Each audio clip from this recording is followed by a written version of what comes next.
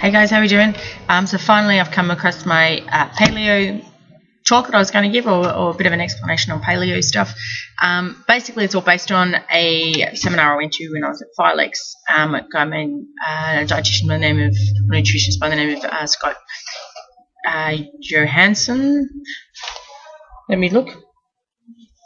Josephson. Scott Josephson, who is an American nutritional expert, I guess you could say.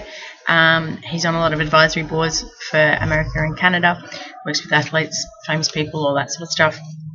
And the reason why I decided to do the paleo thing is because his explanations of it basically says it's a yes, no, maybe. And that was the name of his lecture, and it was basically about have an informed choice. He uses the analogy of diets are like religions. You know, everyone's got their own opinion on which one is the best one, and once they're in it, it is the best one, and they'll try and convert you. So he sort of said, here are the facts. This is the nutritional facts based on evidence, longitudinal studies, all of that sort of stuff. So decide for yourself, and at different stages of life, whether it is appropriate for you or not. The main thing with paleo, I said that I follow a very similar paleo diet. It's not strictly paleo. I've been doing it for quite some time simply because I have a lot of food allergies that developed in my early 20s. So dairy is out for me, although I sneak it in and still get a pain in the belly. Grains I'm not good on. Processed foods and additives, preservatives, all of that sort of stuff, I'm totally not good on. They come out in rashes and all sorts of stuff, and it completely mucks me up. So alcohol I don't do anymore unless I've got about 2 or 3 weeks to recover, just because of the effect it has on my body. So I follow a similar paleo plan simply because I avoid processed foods. I avoid a lot of grains and too much wheat, gluten, that sort of stuff. I have lactose-free dairy products. I've just found lactose-free ice cream, which is awesome. So that's why I follow a similar to a paleo plan. Paleo is basically any agriculturally produced foods. So it actually started in the 70s in America. It's been around for a very long time. It wasn't invented by Pete Evans. He's just made it big at the moment. So with it, there's no grains, no dairy, no processed fruits, no starchy carbs, so potatoes are out. No legumes, beans, soy products, canned foods. Originally no condiments, so no salt and pepper, flavourings, any of that sort of stuff. No processed meats, no sugars, naturally refined processed sugars, flours, powders, all that sort of stuff. Basically, it's getting back to the way the Paleolithic people lived. Paleolithic people also ran around naked and ate rats and killed things with spears and ate bugs and sorts of stuff as well. So don't know how far we want to take it, but yeah, so we need to put it into a bit of perspective about their lifestyle as well.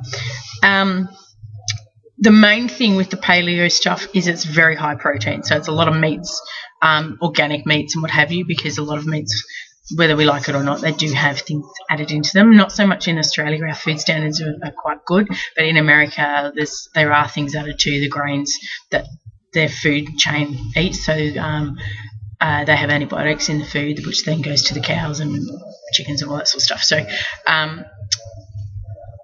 we in Australia, I think our food standards are a little bit different on that front. So, but it is a high protein intake. It's a lot of meats, a lot of veggies and fruits, which is fine. That's why it ticks all the boxes for the diabetes and all of those sorts of things. It seems to be the cure-all for those sort of conditions that are associated with excesses in our daily life. So your high cholesterol, your diabetes, obesity, whatever. The problem with paleo, in terms of a few of its things, is the high protein. It's very similar to the Dukan diet, which is also a high protein diet, is that the result of having that much meat in your diet, and it's over 35% of your food intake is protein, excessive amount of phosphorus, which actually builds up in your system, and that affects your calcium absorption. So if you're a woman that's in the menopausal phase, so postmenopausal, you're at greater risk of developing osteoporosis because of those hormonal changes. That's just a given. That's accepted science. So if you're then following a paleo diet, you're actually then eating away at those calcium levels as well. So not only do you have the hormonal change, but you're also having the increased amount of phosphorus, which interrupts your calcium absorption as well. So you've got the double whammy going on there. So that is why a lot of nutritionists, dietitians, and I think the Dietitian Association of Australia have come out and said it is not an optimal eating plan for women in that stage of life, and that is the reason why it basically is guaranteeing you to get osteoporosis. Also, with a high protein diet, you increase your levels of cholesterol, and you increase your risk of getting kidney stones. From my experience, a couple of people I know, and it's quite a few people, not just sort of one or two, that have taken a high protein diet, and more so on the supplements range. They've into bodybuilding and that sort of thing, taking high amounts of protein. They actually ended up with heart palpitations and things like that because of the effect on the calcium. It actually affects the way your heart muscle contracts, and they actually thought they were having a heart attack. And these are men in their early 30s who seriously thought they were having heart attacks and were going to die and all those sorts of things. So, and that was due to the amount of protein that they had in their diet. It was actually affecting their heart contractility. So it was basically creating heart murmurs and that sort of stuff for them. So, and palpitations and what have you. So you do need to be careful. I'm not saying don't do it, but be very, very careful maybe with your protein intake. And if you do follow this plan and find you're having some of those issues, then perhaps just tweak it a little bit and cut back on your protein and look at some other factors. So, and that's because there's the meats, but there's also the protein in your fruits and veggies as well. So there's all that sort of stuff in there as well. The other thing is, and I'm just going to flip through some notes here, is unfortunately also for women, high meat consumption. Countries that have very high meat consumption have very high breast cancer incidences. So excessive meat consumption is generally associated with breast cancer. So that's another factor for women to be cautious of. You're just opening, it's not guaranteeing it, but you're opening yourself up to risks or putting yourself in a risk category that perhaps would not be there otherwise. Another one is the salt. In the traditional paleo that came out, and it's evolved over time, so, different variations come out with different books that you read.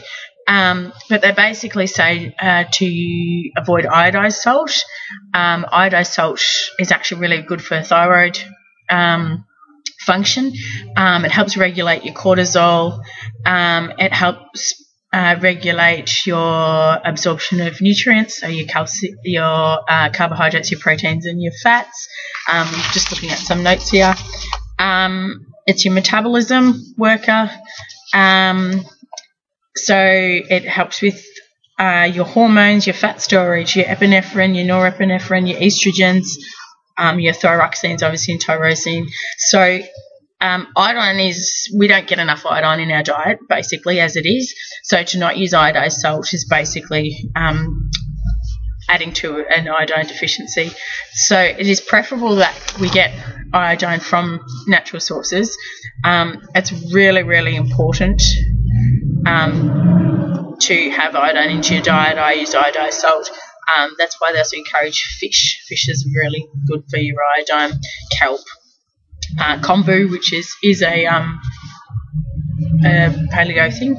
But you also get iodine in dairy, potatoes, strawberries, cranberries, and veggies. So if you're cutting out dairy and potatoes, then you're limiting your sources of iodine in the diet. Also, I put a thing on yesterday about gut bacteria and how that sort of gets suppressed with junk food. The meat that they consume, and this is from an American perspective, so I couldn't tell you whether it's in line with the Aussie perspective. There's antibiotics in their meats because it's basically, as I said, it's put in the food that then gets consumed by the animals. So you're getting a low level of antibiotics in your system. And so therefore that is affecting, as we all know, when you take antibiotics, it affects your gut flora and what have you. So you do need to replenish your gut bacteria. So good flora, yogurt, veggies, fish, and supplements. Once again, if you're not having dairy, you're not having yogurt. So there's that trade-off there. And so you've got to make sure that you keep things balanced out. Gluten and grains are the big one, mainly because it's industrialized. There's things added to it and what have you. The big issue with gluten, and I'm not, I float either way on the gluten thing. I know people who have massive gluten allergies, and it's a horrible thing what it does to their bodies, and it makes them, people who have celiacs or that have just an intolerance, and it really wrecks them. It's a horrid thing. I've had dinner with someone who pretty much fell asleep at the table because there was gluten in the food that we were eating, and mid-conversation he pretty much did the whole zonky thing, and we had to wait about 20 or 30 minutes before he sort of came. He wasn't asleep, he was groggy. He's basically like he's about to pass out. So, and it took him about 20 minutes before he was actually able to hold a conversation, simply because there was gluten in his system, and it just sent his body into overdrive, and basically it just tried to shut him down and send him to sleep it off, essentially. So for some people it's a huge thing. For me, not so much, but you have to understand that there is gluten and there is wheat products in just about every processed foods. So any gel, like gelatins, your glucose, all of that sort of stuff, they have a wheat base or a wheat derivative. So they're a gelling agent, and it uses that gluten gel to get it up and running. So if you actually look at the ingredients list on a lot of processed foods, you will find that there is a gelling agent that's based from wheat. That means it's going to have gluten in it.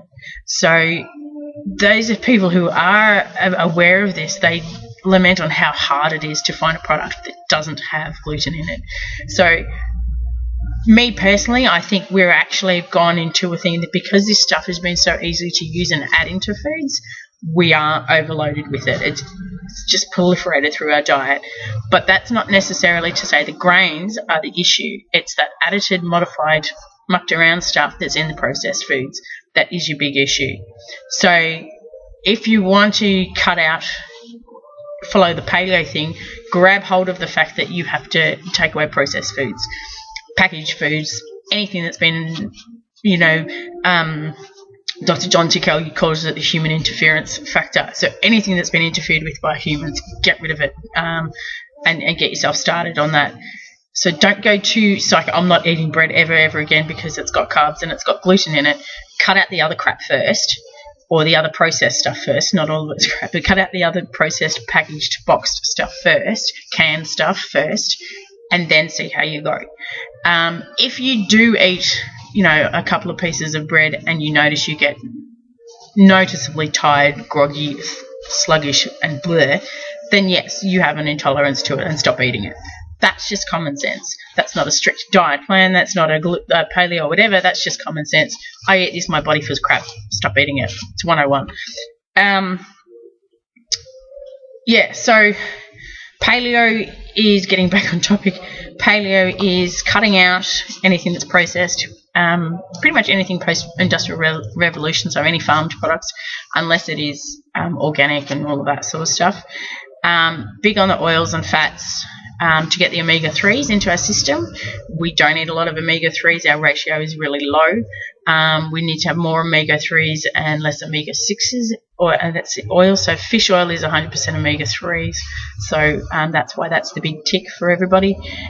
So that's the main reason for the big push for the oils and the fats and the natural stuff there. What else?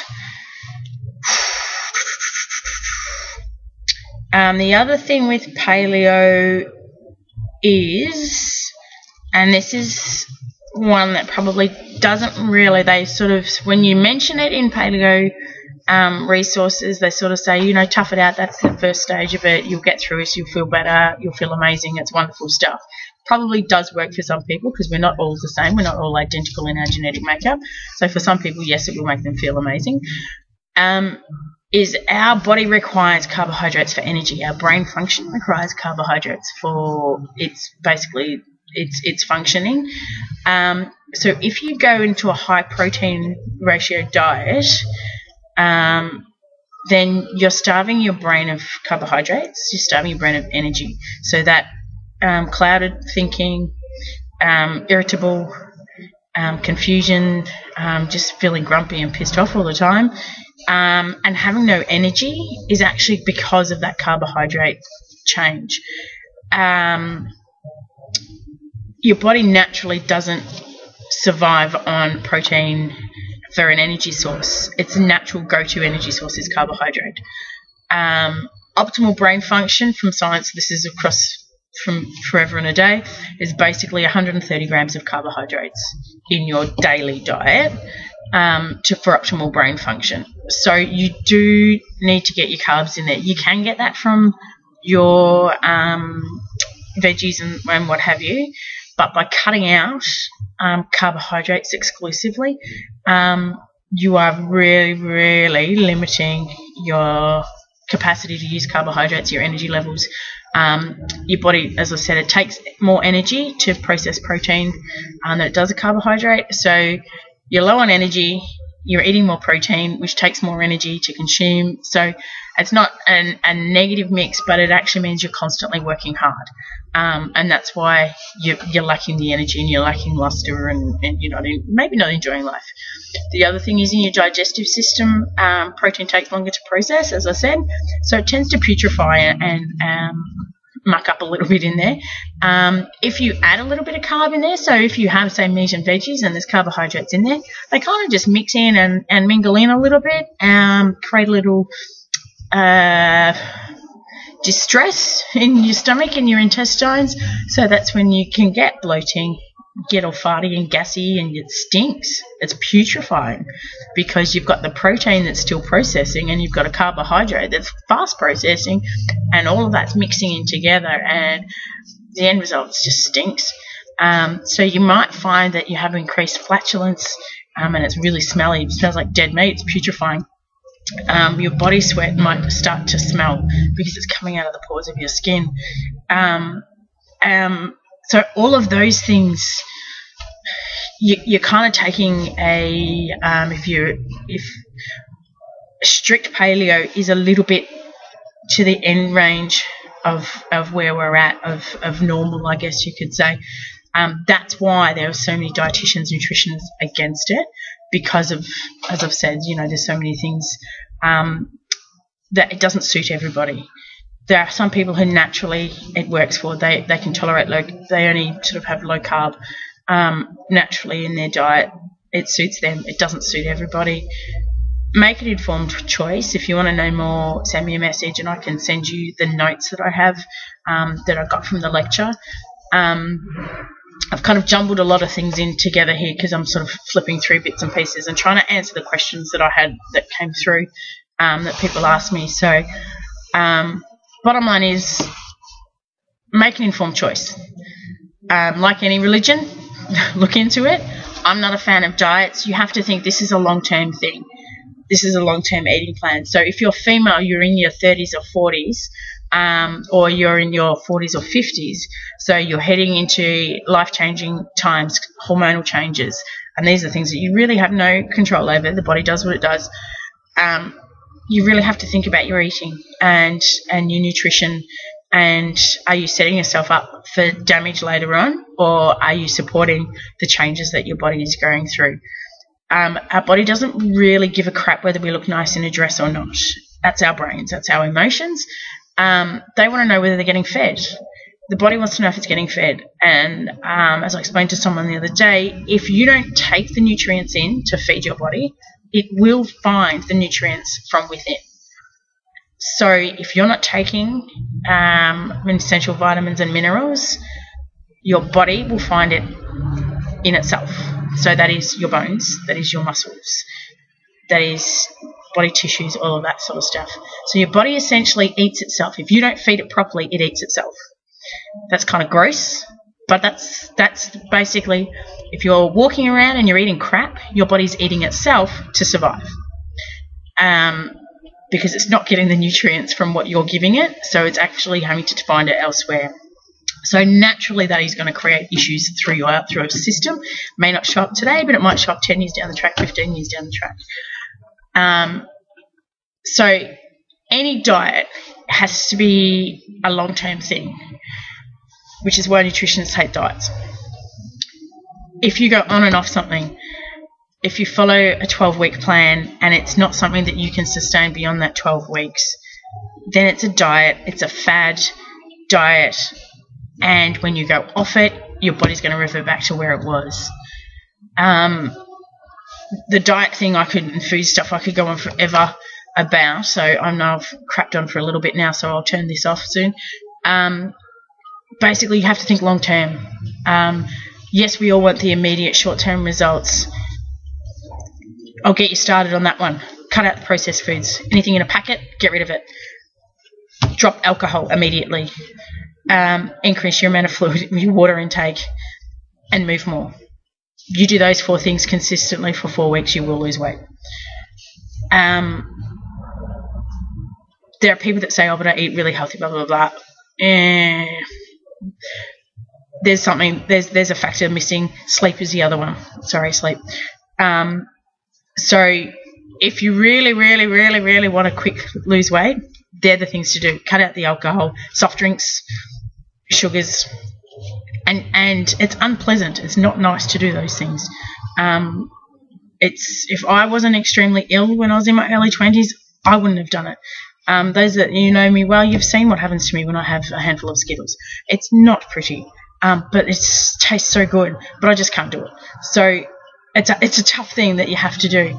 It's not pleasant, but you got to do it if you want to look after your body and if you want to be healthy in the long term. If you want to just fit in a nice little dress or, good pair of jeans or what have you, then know what you're doing, know the impact of what you're doing, and make an informed choice. Personally, I'm for long-term health. So, so I take a different approach. I don't wear dresses, so I guess it doesn't really bother me.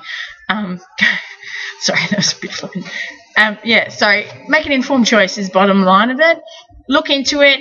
If you're following the Pete Evans stuff, the food's good. It's expensive to buy all this grainy stuff. And do you have time to prepare every single meal? That's the other thing. It's very time-consuming, labour-intensive. Cavemen didn't have jobs. Cavemen didn't have things to do. They didn't have school runs. They didn't have school assemblies to attend. They didn't have to catch up with their friend whose relationship has broken down or catch up with someone that they hadn't seen for years. They didn't do all those social things that we now do. They didn't have the requirements that we now do. So they could spend all day preparing a meal or hunting and gathering a meal.